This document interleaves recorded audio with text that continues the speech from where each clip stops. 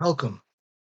This is a short explainer video that will hopefully make it easy to understand that the homestead credit, as implemented in Anne Arundel County, has accumulated over time a significant property tax inequity.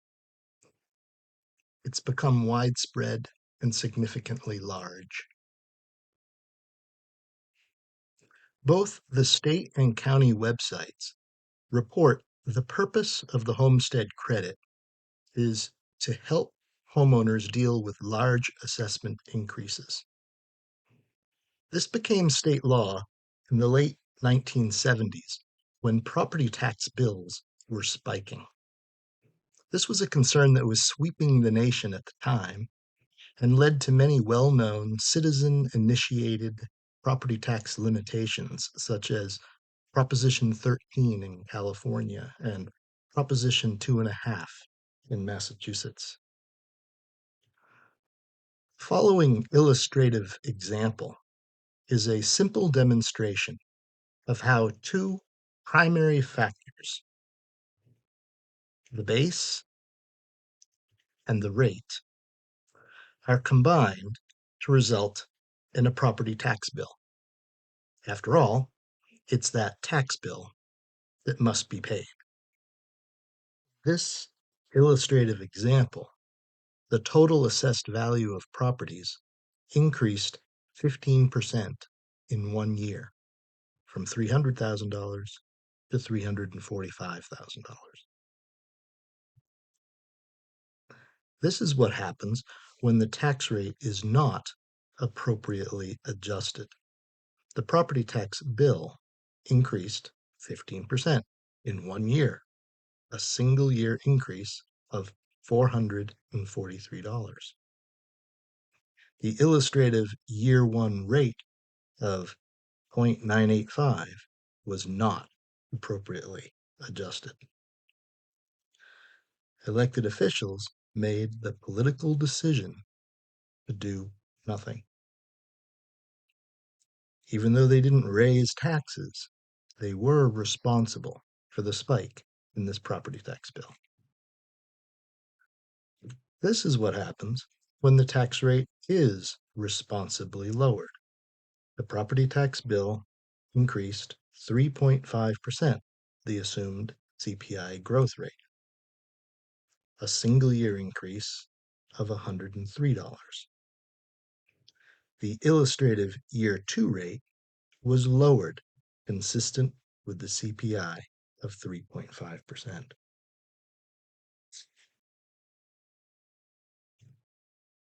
As just explained, property tax bills are determined by the relationship between the base, which is objectively determined by the State Department of Assessments and Taxation, or SDAT,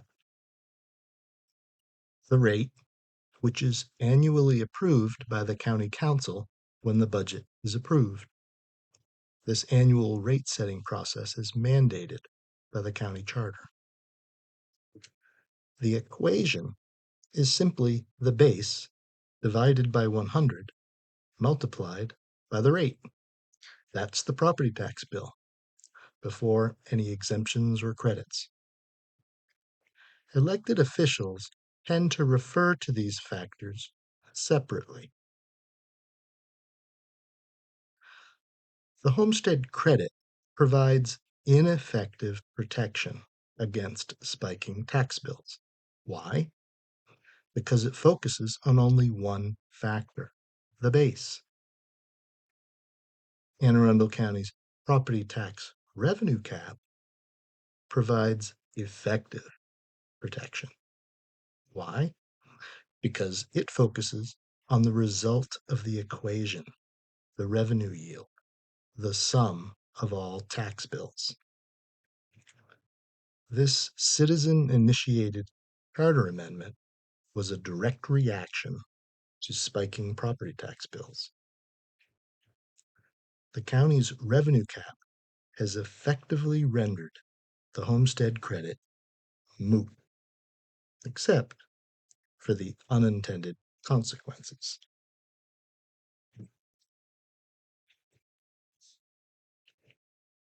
This table shows the size of the property tax inequity in Anne Arundel County, along with comparable counties with a range of assessment growth caps.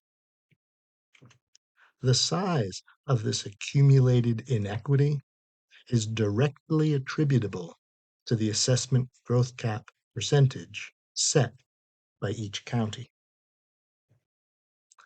The property tax burden that's redistributed is calculated for comparison purposes here as the weighted homestead credit divided by 100 multiplied by the Anne Arundel County property tax rate of 0.983. This is very sensitive when set below 5%. This redistribution of property tax burden results in the making of significant winners and losers. The vast majority of the 228,000 real property accounts in Anne Arundel County are residential in nature.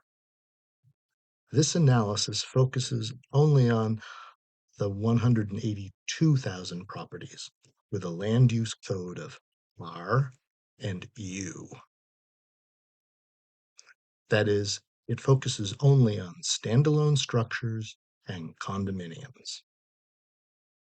Nevertheless, these 182,000 residential properties represent the vast majority of residential properties in Anne Arundel County. Of those, 153,500 are owner-occupied residential properties valued between $100,000 and $1 million. These can be clustered into 91 cohorts according to assessed value, rounded plus or minus $5,000. So one cohort, 95,000 to 105,000, is known as a $100,000 cohort, and so forth. Significant variability in tax burdens within each cohort is observed. This is true across all cohorts. Within each cohort, significant winners and losers can be identified. Significant losers are defined as having a property tax bill of at least 50% more than a peer. Significant winners have property tax bills of at least 50% less than a peer. Some properties are both, and others are neither. These are categorized as somewhere in between.